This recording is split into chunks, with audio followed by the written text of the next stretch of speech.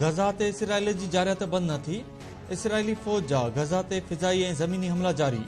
फौजी जंगी जहाज़नि टैंकुनि सां गज़ा जे पट्टी में रहायशी इलाइक़नि, बाज़ारुनि ऐं ॿेटनि ते हमलनि में वधीक 410 फ़लस्तीनी शहीद फ़लस्तीनियुनि जो अंगु 3000 खां वधी वियो, 8000 खां वधीक ज़ख़्मी। इसराइल उतर गज़ा जे अस्पतालुनि खे ख़ाली करण जो अल्टीमेटम ॾेई छॾियो। सिहत वारे आलमी इदारे ख़बरदार कयो आहे त अस्पतालुनि मां मरीज़नि जी मुंतक़िली मौत जे सज़ा जे बराबरि आहे। अस्पतालूं ख़ाली कई वयूं त फ़ौतियुनि जे अंग में ख़तरनाक हद ताईं वात थींदी। इसराइली वज़ीर आज़म नेतन्याहू चयो आहे त गज़ा ते समुंड, फिज़ा ऐं ज़मीनी वॾे ऑपरेशन लाइ तयारी मुकमिल करे वरिती आहे। हमास ख़बरदार कयो आहे त इसराइल गज़ा में फ़लस्तीनियुनि जी नस्लकुशी करे रहियो आहे। गज़ा खे कड़ो चाढ़ण ऐं शहरी आबादी ते इसराइल हमलनि जी मज़म्मत कयूं था। आलमी बिरादरी खां नोटिस वठण जो मुतालबो कयूं था। परॾेही वज़ीर जलील अब्बास जिलानी चयो आहे त इसराइल 6 ॾहाकनि खां फ़लस्तीनियुनि ते ज़ुल्म करे रहियो आहे। इसराइली हमलनि में मासूम ॿार ऐं औरतूं शहीद थी रहियूं आहिनि। इसराइल बाबति पाकिस्तान जे मौक़िफ़ में का बि तब्दीली न आई। फ़लस्तीन जी सूरतहाल ते OIC 18 अक्टूबर वारे ख़ुसूसी इजलास में जंगबंदी समेत ॿिया अहम मामला ॻोल्हे वठींदा।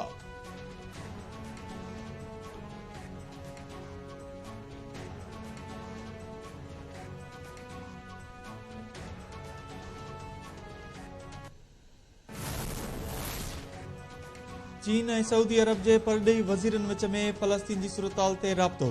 ॿिन्ही मुल्कनि में चीनी शहरनि जो तहफ़्फ़ुज़ यक़ीनी बणाइण ते ज़ोर। चीनी परॾेही वज़ीर वांग ज़ी चयो आहे त इसराइल तमामु घणो अॻिते निकिरी चुको आहे। फ़लस्तीनी अवाम खे सज़ा ॾियण जो सिलसिलो बंदि कयो वञे। फ़लस्तीन जी सूरतहाल ते चीन जो ख़ासि नुमाइंदो जल्द विच ओभर जो दौरो कंदो।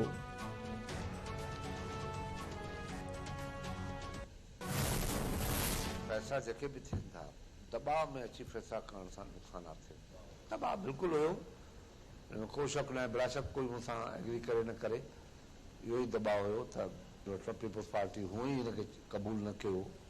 पीपल्स पार्टी चीफ मिनिस्टर ॾाढो क्लियरली पंहिंजो पहिरें ॾींहुं वक़ुफ़ अख़्तियार कयो त असां हिन आदमशुमारी खे जेका थी आहे हिनखे तस्लीम नथा कयूं।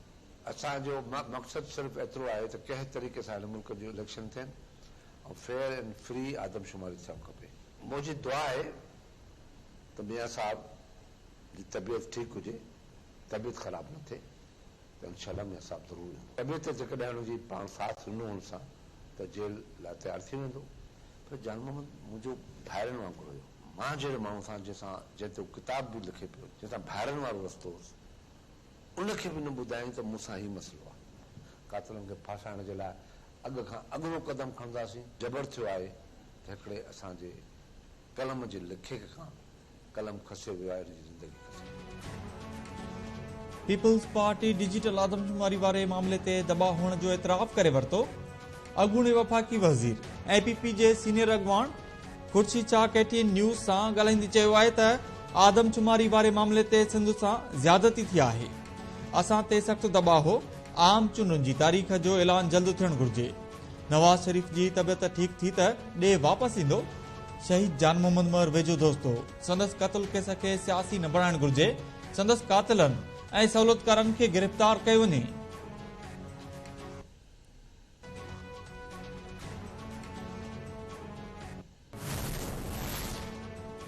बलोचिस्तान जे केचवार इलाइक़े में सिक्योरिटी फोर्सेस जो ॻुझे इतिला ते ऑपरेशन। पाबंदी पयल तंज़ीम BLA जो दहशतगर्द हिकु साथी समेत मारिजी वियो। ऑपरेशन दौरान दहशतगर्द सद्दाम हुसैन ऐं संदसि साथी मारिजी वियो। मारिजी वियल दहशतगर्दनि जे कब्ज़े मां वॾे तादाद में हथियार ऐं बारूदी मवाद बि अथे। मारिजी वियल दहशतगर्द सद्दाम हुसैन मुस्लिम गुरू ऐं जबार जे नालनि सां बि सुञातो वेंदो हो।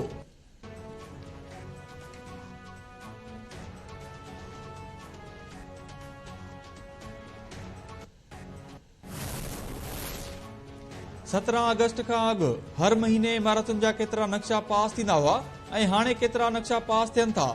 सिंध जे निगरान वॾे वज़ीर मक़बूल बाक़िर पारां सिंध बिल्डिंग कंट्रोल अथॉरिटी खां रिपोर्ट तलब। वॾे वज़ीर चयो आहे त शिकायतूं मिलियूं आहिनि त SBCA नक्शा पास करण वारे कम खे रोलड़ जो शिकार बणाए रही आहे। सब रजिस्ट्रार ऑफिस में रजिस्ट्री जो कम बेसुस्त हुअण जूं शिकायतूं आहिनि। सरकारी गाॾियुनि जे इदारनि खे पंहिंजो लॉग बुक रोज़ानी जे बुनियाद ते तरतीब ॾेई हिकु हफ़्ते अंदरि रिपोर्ट ॾिनी वञे।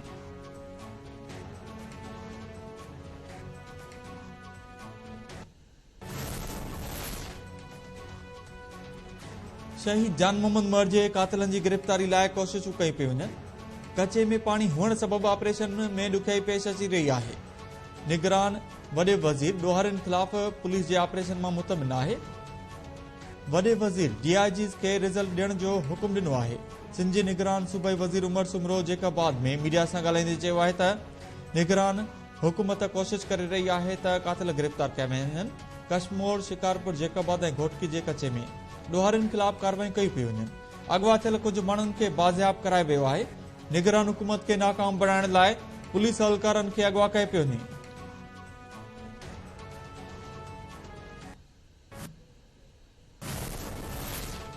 सिंध में तरसियल गैर कानूनी अफगाननि समेत समूरनि परॾेहिनि खे नेकाली ॾियारण लाइ GSN क़ौमी महाज़ पारां हैदराबाद में एहतिजाजी रैली। सनान कुरैशी जी अॻुवाणी में एहतिजाजी रैली कढी प्रेस क्लब आॾो जलसो कयो वियो।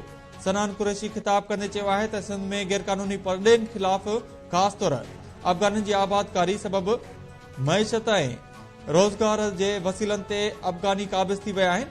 सिंध में दहशतगर्दी, स्ट्रीट क्राइम ऐं ॿियनि ॾोहनि में बि अफगानी मुलवस आहिनि। अफगाननि समेत समूरनि गैर कानूनी धारियनि खे फौरी तौर सिंध मां नेकाली ॾेई वापसि मोकिलियो वञे।